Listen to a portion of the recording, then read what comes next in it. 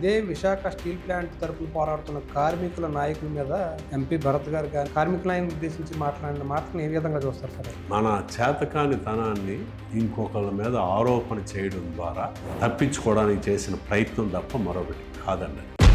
రెండో, చంద్రబాబు నాయుడు గారు మొదటి నుంచి కూడా ప్రభుత్వ రంగానికి వ్యతిరేకం.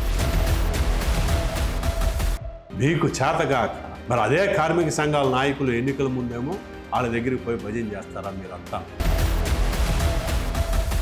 ఎన్నికలు అయిపోయిన తర్వాత ఈ రోజున అందరూ కిట్ బ్యాగులు తీసుకున్నారని చెప్పని మాట్లాడతారు. స్టీల్ ప్లాంట్కి సంబంధించి ఎక్కడా కూడా పార్లమెంట్లో ప్రస్తావన తీసుకురావట్లేదు.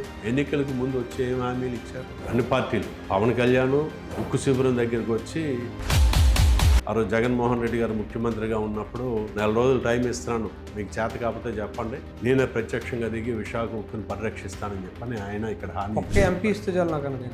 ఆ ప్రశ్న నువ్వు చెప్పిందే తిరిగి అడిగేవాడు దేశద్రోహిగా. ఉత్తరాంధ్ర నుంచో లేకపోతే ఈ రాష్ట్రం నుంచో ఎన్నికైన పార్లమెంటు సభ్యులకి సిగ్గు ఉండాలి. వామపక్షాలు ఉనికి కోల్పోయిన పరిస్థితి కనిపిస్తుంది. ఎందుకంటారు సార్ అసలు అలాగే? మీడియా అన్నది ఎప్పుడైతే కార్పొరేట్ సంస్థల చేతుల్లోకి వెళ్ళిపోయింది, ఇదంతా చాలా సౌమ్యులు, మేము ఏమి చెప్తే అది చేస్తారు, కూర్చోమంటే కూర్చుంటారు, నిలబడమంటే నిలబడతారు. దేశవ్యాప్తంగా బలపడడం కోసం సిపిఐ జాతీయ స్థాయి సమావేశంలో తీసుకున్న నిర్ణయాలు ఏంటి? ఈ సరళీకృత ఆర్థిక విధానాలు వచ్చిన తర్వాత కార్పొరేట్ రంగానికి మొత్తం ప్రజా సంపదనంతా దోచిపెడుతున్నటువంటి విధానం.